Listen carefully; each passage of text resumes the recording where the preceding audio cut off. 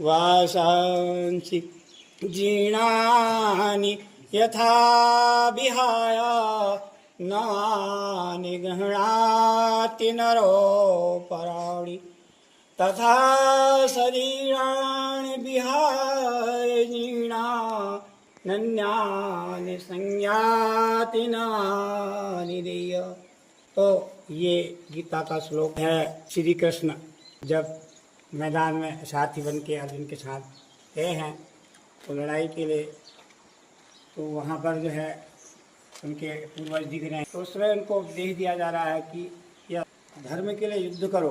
वस्त्र हैं, पुराने वस्त्र हमारे फट जाते हैं, हम क्या कर लेते हैं, नए वस्त्र को धारण कर लेते हैं। इसी प्रकार से हमारा शरीर भी जो है पुराने होने पर नए भौतिक रूपी शरीर में धारण कर लेता है। ये उपदेश दे रहे हैं कि आप ये चिंता मत करो।